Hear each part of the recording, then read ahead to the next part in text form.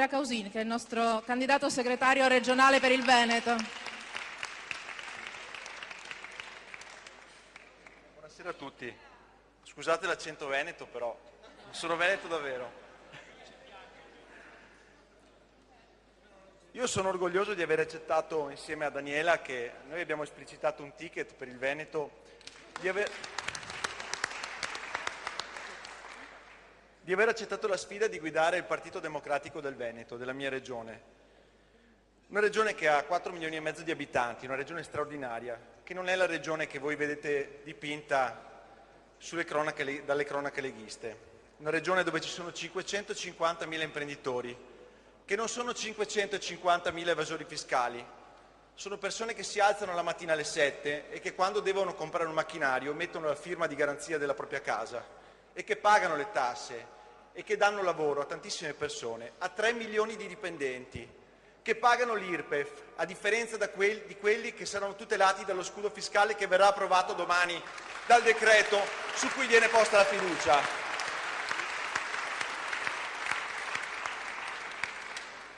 Una regione che produce oltre il 10% della ricchezza nazionale, una regione dove ci sono 500.000 immigrati che hanno fissato la residenza, che hanno un regolare contratto di lavoro, che hanno i loro figli che vanno sulle stesse scuole dei nostri figli. Una regione che produce il 25% delle esportazioni nazionali. Ma sono anche orgoglioso di aver accettato questa sfida con Dario Franceschini. Sapete perché? Perché Dario è una persona seria. È una persona seria perché nel momento più difficile del Partito Democratico, quando il partito è rimasto senza guida, quando sembrava che questa esperienza straordinaria, dove ciascuno di noi ha messo un pezzo della propria vita, potesse morire, questa persona ha fatto un passo avanti, mentre gli altri hanno fatto un passo indietro.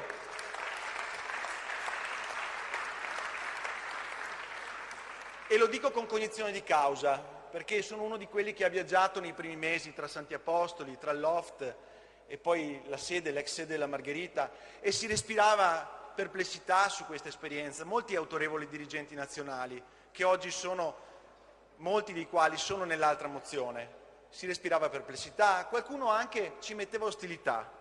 E Dario ha preso in mano questo partito, l'ha preso in mano seriamente e ha fatto quello che altri non avrebbero fatto, ha avuto il coraggio di aprire una fase congressuale per il bene del partito, per il bene del Paese. Oggi noi non stiamo facendo un'operazione interna, non stiamo discutendo del futuro del partito fine a se stesso, noi discutiamo del futuro del partito perché vogliamo discutere del futuro di questo Paese, perché questo Paese ci sta a cuore. C'è un'emergenza democratica oggi, lo diceva il Presidente dell'ANPI prima.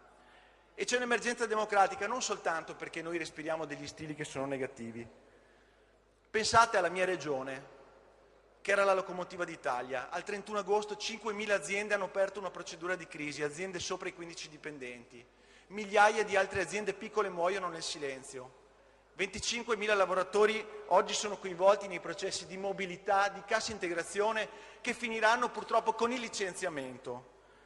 Abbiamo una scuola che viene destrutturata, 3.300 insegnanti in meno in Veneto a fronte di 8.000 iscrizioni in più, con oltre il 14% della popolazione scolastica composta da figli di immigrati. E poi ciascuno di noi lo assiste tutti i giorni alla continua delegittimazione della magistratura, alla continua delegittimazione di quei giornalisti che hanno il coraggio di dire la verità.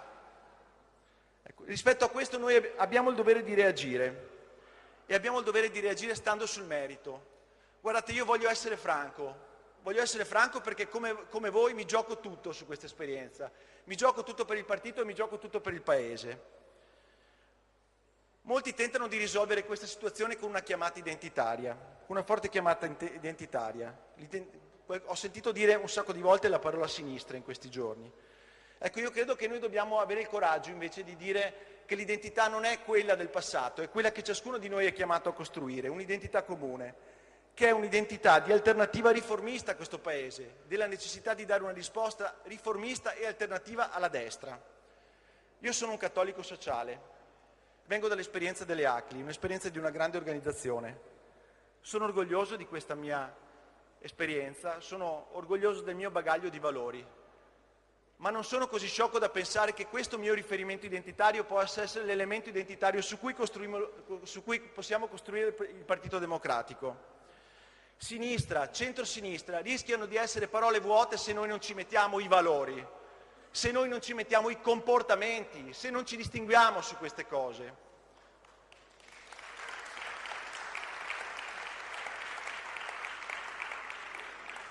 E allora voglio dirlo, adesso è il tempo di non tornare indietro, di non smontare questo progetto. È giusto dire con chiarezza che noi non vogliamo tornare indietro rispetto al partito delle primarie. E lo sapete perché? Perché ho fatto in 22 giorni 46 assemblee di circolo e in queste assemblee, in ogni assemblea si è alzato in piedi qualcuno e ha detto: io sono nel PD o faccio l'amministratore locale perché sono entrato attraverso le primarie del 14 ottobre, perché voi mi avete dato un'occasione, perché altrimenti non ci riuscivo se entravo dai partiti di provenienza.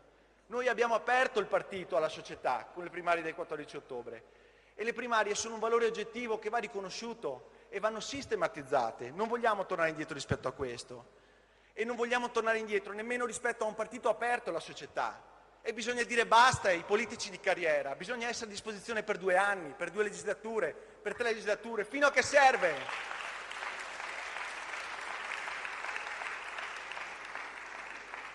Dobbiamo avere il coraggio di dare spazio, come ha fatto Walter Veltroni, che si è messo a disposizione con grande generosità per aprire una fase nuova del partito.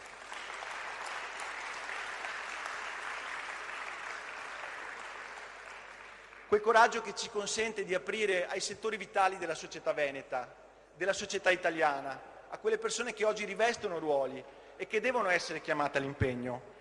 Non più le donne o gli imprenditori come presenza estetica o i giovani come presenza estetica, ma le migliori forze della società con ruoli di responsabilità nel partito, non i dirigenti di carriera.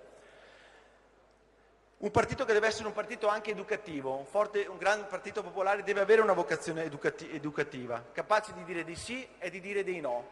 Ad esempio dire che è più importante il valore della vita di quegli immigrati che sono su una barca senza timone in mezzo al mare che non il fatto di tutelare i confini nazionali. Un partito che abbia il coraggio di dire anche in Veneto, anche nella mia regione, che è sbagliato non pagare le tasse, perché le tasse che io non pago non consentono a una persona che ha bisogno di godere di un servizio essenziale. Un partito che deve recuperare credibilità negli stili di chi lo compone, quella credibilità che è stata persa sulle vicende napoletane, sull'incapacità di dare un problema alla risposta di rifiuti. Lì c'è la ragione di gran parte della perdita dei voti del Nord, quel marchio di inaffidabilità che ci siamo portati dietro. E su questo io voglio sfidare tutti, perché io l'ho fatto in Veneto. Pubblichiamo la nostra anagrafe pubblica degli eletti, i nostri redditi, i nostri atti amministrativi, chi ci finanzia, quello che facciamo nelle sedute parlamentari e nei consigli regionali. Voglio chiudere dicendo che io credo nel futuro, ci credo.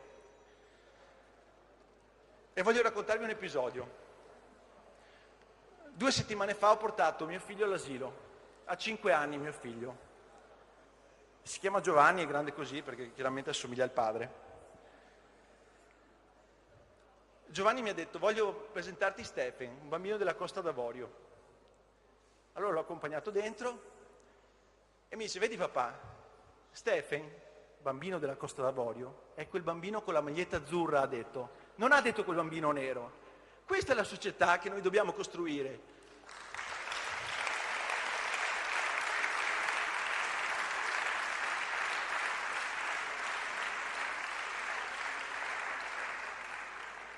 E voglio chiudere con un appello ai fondatori del Partito Democratico.